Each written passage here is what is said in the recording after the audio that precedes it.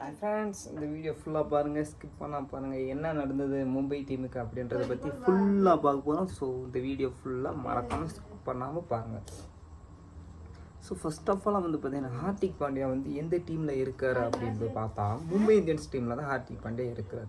So இந்த மாதிரி இருக்கிற பட்சத்தில் என்னென்ன நடக்குது அப்படின்ட்டு பார்க்குறப்ப ஹார்திக் பாண்டியா ஃபஸ்ட்டு மும்பை டீமுக்கு வரப்போ பார்த்தீங்கன்னா ஒரு ருத்ரதாண்டம் ஆடுறாரு. அதாவது சிஎஸ்கேக்கு எதிராக பார்த்தீங்கன்னா 2016 பார்த்தீங்கன்னா ஹேட்ரிக் 6 அடிக்கிறாரு. அறிமுக மேட்சிலே ஹார்திக் பாண்டியா பார்த்தீங்கன்னா ஹேட்ரிக் 6 அடித்து அவரோட மவுஸ் ஏற்றிக்கிறாரு. இன்னொன்று பார்த்தீங்கன்னா ஆள் பார்த்தீங்கன்னா ரொம்ப ஒல்லியாக தான் இருக்காரு. ஒல்லியாக இருந்தாலும் தனுஷ் மாதிரி கில்லிமா மாதிரி வேறு லெவலில் பேட்டிங் ஆடிட்டுருக்காரு அப்படின்றதான் உண்மை.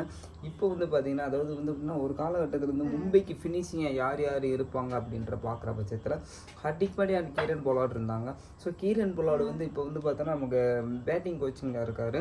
ஸோ அவர் ரிட்டையர் ஆன தருணத்தில் பார்த்தீங்கன்னா இப்போ ஹார்திக் பாண்டியா இருந்த காலகட்டத்தில் இப்போ ஹார்திக் பாண்டியாவே கேப்டன் ஆக்கிடலாம். ஏன்னா பார்த்தீங்கன்னா மூத்த வீரர்கள் இருக்கிறப்ப பார்த்தீங்கன்னா அவங்க ரிட்டையர் ஆகிற மாதிரி இருக்கிற பட்சத்தில் பார்த்தீங்கன்னா இளம் வீரர்களுக்கு வாய்ப்பு கொடுக்கலாம் அப்படின்ற ஒரு பட்சத்தில் தான் ஹார்திக் பாண்டியாவுக்கு கேப்டன்சி பொறுப்பு வந்தது. அதாவது பார்த்தீங்கன்னா இப்போ ஆர்சிபியில் பார்த்தீங்கன்னா பட்டிதார் கேப்டனாக இருக்கார். ஏன் அப்படின்னா அவர் எப்படினாலும் கூடிய சீக்கிரத்தில் ஒரு கொஞ்சம் ரிட்டையர்மெண்ட் ஆக போகிறாரு. ஆல்ரெடி எல்லாத்துலேயும் ஆகிட்டார். T20 டெஸ்ட்டு எல்லாத்துலேயும் ஆகிட்டார். ஒன் டேயில் மட்டும் விராட் கோலி அண்ட் ரோஹித் சர்மாலாம் இருக்காங்க, ஜடேஜா இருக்காங்க. ஸோ இந்த ஐசிசி ஒன் டேவோட அவங்களும் பார்த்தீங்கன்னா வேர்ல்டு கப் ஒன் டேவோட அவங்களும் இதோட ரிட்டையர்மெண்ட் ஆக போகிறாங்க அப்படின்னு மாதிரி அனௌன்ஸ் பண்ண ஒரு ஸ்டேட்மெண்ட் வந்திருக்கு. ஸோ இந்த மாதிரிலாம் இருக்கிற பட்சத்தில் ஹார்திக் பாண்டியா பார்த்தீங்கன்னா ஒரு மும்பையில் இருக்க போது பார்த்தீங்கன்னா ஒரு ஃபயர் பேட்டிங் அப்படின்னு தான் சொல்லலாம். அது இப்போ இருக்கிற நமன் தீர் மாதிரி கூட சொல்லலாம். அப்போது சரி, இந்த மாதிரிலாம் இருக்கிற பட்சத்தில் யார் ஜெயிப்பா அப்படின்ற போகிற பட்சத்தில் பார்த்தீங்கன்னா ஹார்திக் பாண்டியா பார்த்தோன்னா ஒரு ஜிடிக்கு போகிறாரு. எப்போ போகிறாரு? ஒரு 2 இயர்ஸ் இல்லை, போன வருஷம், அதுக்கு முந்தின வருஷம், 2 வருஷமாக இப்போ இது 3ஆம் வருஷம் மும்பையில் இருக்கிறாரு. கேப்டன்ஷிப்பாக இருக்கார். அதுக்கு முன்னாடி இந்த 3 வருஷத்துக்கு முன்னாடி அப்படின்ட்டு போகிறப்ப பார்த்தீங்கன்னா ஜிடியில் இருக்கார்.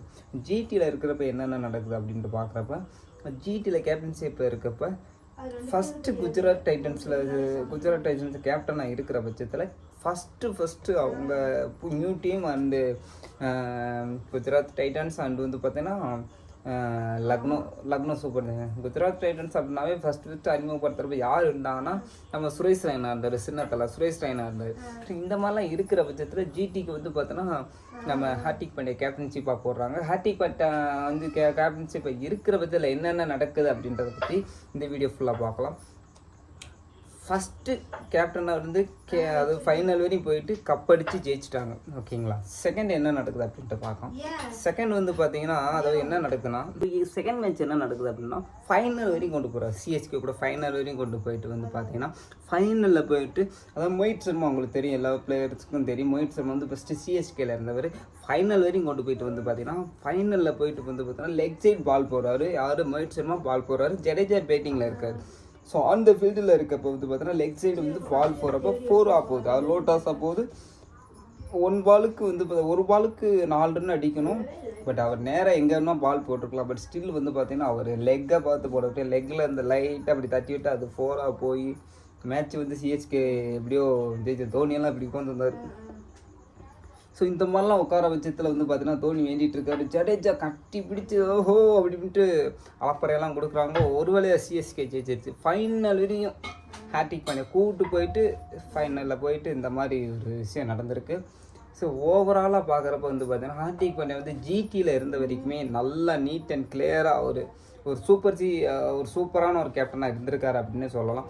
இப்போ என்னென்னா பார்த்தீங்கன்னா மும்பைக்கு வந்ததுலேருந்து பார்த்தீங்கன்னா ஹார்திக் பாண்டியாவோட பெர்ஃபார்மன்ஸ் பார்த்தீங்கன்னா நல்லா இருக்கா அப்படின்னா நல்லா இருக்குது. ஆனால் மற்ற பிளேயர்ஸ் கரெக்டாக ஆடுறாங்களா அப்படின்றது ஒரு கேள்விக்குறியாக தான் இருக்குது.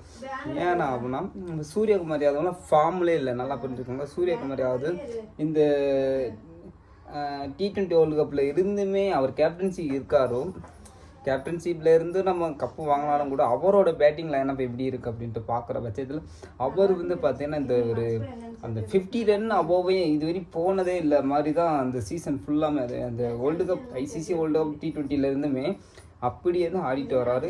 இன்னுமே இந்த ஐபிஎல் இத்தனை மேட்ச் நடந்திருக்கு. ஸோ எத்தனை மேட்ச்னா இதோட 8 மேட்ச் நடந்திருக்கு. இந்த 8 மேட்ச்லையுமே இந்த மாதிரி தான்.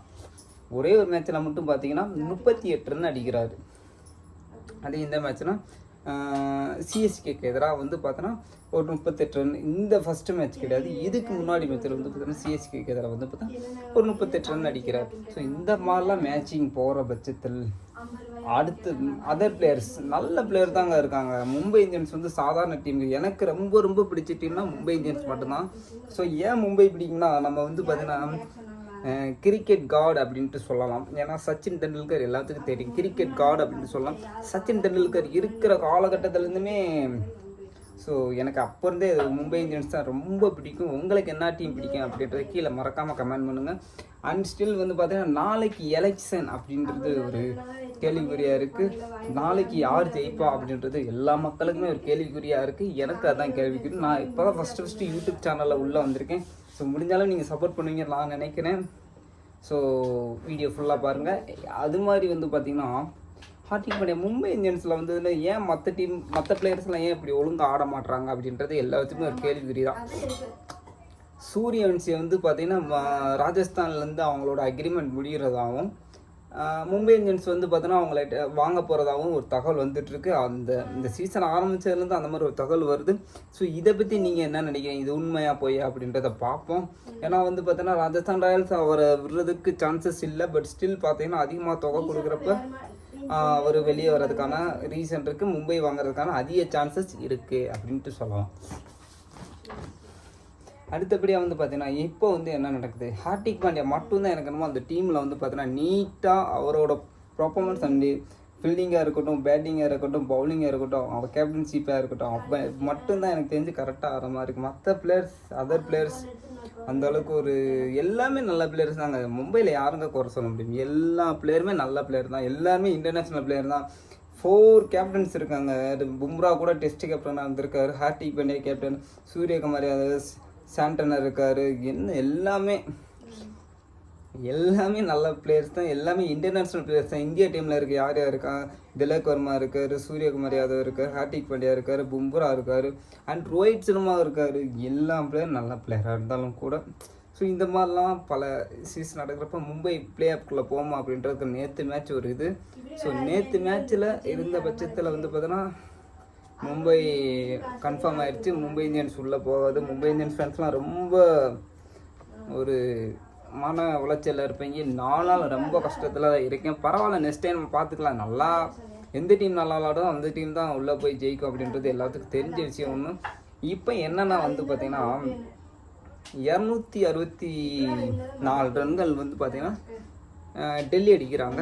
யாருக்கு பஞ்சாப்க்கு எதிராக அடிக்கிறாங்க. அந்த ரன்னை கூட வந்து பார்த்தீங்கன்னா 9 பால் மிச்சம் வச்சு வந்து பார்த்தீங்கன்னா பஞ்சாப் ஜெயிக்கிறாங்க. 265 அடிக்கிறாங்க. அதிகபட்ச சேசிங் வந்து இந்த சீசனில் ஆயிருக்கு. அதே மாதிரி வந்து பார்த்தீங்கன்னா மும்பை வந்து பார்த்தீங்கன்னா 243 ரன் அடிக்கிறாங்க. யாருக்கு எதிராக அடிக்கிறாங்க 243 ரன் வந்து பார்த்தீங்கன்னா இந்த டீம் இப்போ ரீசெண்டாக நடந்துச்சு. ஆமாம், இப்போ ஏதோ சன்ரைசர்ஸ்க்கு எதிராக அடிக்கிறாங்க. அந்த சன்ரைசர்ஸ் டீம் வந்து பார்த்தீங்கன்னா போல அவங்க 7 பால் மிச்சம் வச்சு அடிச்சிடறாங்க. ஃபைனலில் ஒரு 6 அடித்து கூட 247 ரன் அடிச்சிடறாங்க. ஸோ இந்த மாதிரிலாம் எவ்வளோ ரன் அடித்தாலும் ஒரு சேஃப்டின்றதே இல்லை. இந்த நேற்று மேட்ச்லாம் வந்து பார்த்தீங்கன்னா ஏதோ பவுலிங் கிரவுண்டு மாதிரி வந்து பார்த்தீங்கன்னா ஒரு 150-160 ரன் அடிக்கிறது ரொம்ப கஷ்டப்படுறாங்க. ஆனால் செகண்ட் பேட்டிங் ஈஸியாக அடிக்கிறாங்க. எப்போ பிச்சோட கண்டிஷன் மாறும், எப்போ டியூலுங்க எதுவுமே ஒன்றுமே புரியலை. ஸோ ஓவராலாக வந்து பார்க்குறப்ப இந்த வருஷம் மும்பை இந்தியன்ஸ் அவ்வளோதான், சோலி முடிஞ்சது தான். ஸோ வந்து லக்னோ உள்ளே போகாது, மும்பை உள்ளே போகாது. அண்டு வந்து பார்த்தோன்னா சிஎஸ்கே வாய்ப்பு இருக்கா என்னன்னு தெரியல. சிஎஸ்கே உள்ளே போனால் ரொம்ப சந்தோஷம். மேலே இருக்க டீம்லாம் தோற்ற மாதிரி தான் சிஎஸ்கே உள்ளே போக முடியும். ஸோ இப்படி இருக்கிற பட்சத்தில் என்னை பொறுத்த வரைக்கும் ஒரு 4 டீம் இருக்காங்க மேலே. பஞ்சாப் அண்டு வந்து பார்த்தோன்னா பஞ்சாப் இருக்காங்க, ஆர்சிபி இருக்காங்க, ராஜஸ்தான் சன்ரைசர்ஸ் இருக்காங்க, ராஜஸ்தான் இருக்காங்க. ஸோ ராஜஸ்தான் மட்டும் தான் எனக்கு தெரிஞ்சு இப்போ 4 மேட்ச் தோற்றுருக்காங்க. ஸோ வந்து பார்த்தோன்னா இப்போ 4 பேருமே ஜஸ்ட் ஒரு 2 மேட்ச் ஜெயிச்சா கூட, அதாவது இன்னும் வந்து பார்த்தீங்கன்னா 6 மேட்ச் அவங்களுக்கு இருக்குன்னு நினைக்கிறேன். 2 மேட்ச் ஜெயிச்சா கூட வந்து பார்த்தீங்கன்னா இன்றைக்கி மேட்ச் நடந்துட்டு இருக்கு சன்ரைசர்ஸ் அண்டு கேகேஆர். இன்றைக்கி கேகேஆர் தான் ஜெயிக்க போகிறது நான் நினைக்கிறேன். ஸோ பார்ப்போம். இவங்கெல்லாம் வந்து பார்த்தீங்கன்னா அதாவது 2 மேட்ச் ஜெயிச்சா கூட கன்ஃபர்மேஷன் ஆயிடுவாங்க அப்படின்ற ஒரு இது இருக்குது. ஸோ ஓவராலாக வந்து பார்க்குறப்ப யார் ஃபைனலில் ஜெயிப்பா அப்படின்றது மறக்காமல் சொல்லுங்கள். எந்தெந்த டீம் பிளே ஆஃபுக்குள்ளே போனால் நல்லாயிருக்கும் அப்படின்றத சொல்லுங்கள். என்னையை பொறுத்த வரைக்கும் பார்த்தீங்கன்னா இந்த 4 டீம் போகணும். Punjab, RCB, Rajasthan, Sunrisers. இந்த 4 டீம் போனால் கூட ஒரு டீம் 250 அடித்தா கூட யார் ஜெயிப்பா அப்படின்றது ஒரு கேள்விக்குறியாக இருக்கும். இன்னொன்று ரொம்ப இன்ட்ரெஸ்டிங்காக இருக்குங்க. இந்த 4 டீமே செம்ம இன்ட்ரெஸ்டிங், அதிகமாக சேசிங்னாலும் சரி, ஃபஸ்ட்டு பேட்டிங்னாலும் சரி, எல்லாத்துலையும் இந்த 4 டீம் தான் கலக்கிட்டு இருக்காங்க. இப்போ கொஞ்சம் ராஜஸ்தான் கொஞ்சம் லைட்டாக ஸ்லோவாக இருந்தாலும் பட் அவங்களும் சாதாரண டீம் கிடையாது அப்படின்றத நிரூபிக்கலாம். ஏன்னா ராஜஸ்தான் வந்து பார்த்திங்கன்னா பஞ்சாபே தோக்கடிச்சிருக்காங்க, அதை நம்ம மறந்துடக்கூடாது. ஸோ இந்த மாதிரிலாம் நடக்குது. யார் ஃபைனலில் ஜெயிப்பா அப்படின்றத மறக்காமல் கீழே கமெண்ட் பண்ணுங்கள். இந்த வருஷம் 2026 யார் ஜெயிப்பா அப்படின்றது கீழே மறக்காமல் கமெண்ட் பண்ணுங்கள். நம்ம வீடியோ ஃபுல்லாக பார்த்துட்டு இருந்தீங்கன்னா ரொம்ப ரொம்ப நன்றி. இதுதான் நம்மளோட ஃபஸ்ட்டு வீடியோ. ஸோ முடிந்தாலும் சப்போர்ட் பண்ணுங்கள். நன்றி, வணக்கம்.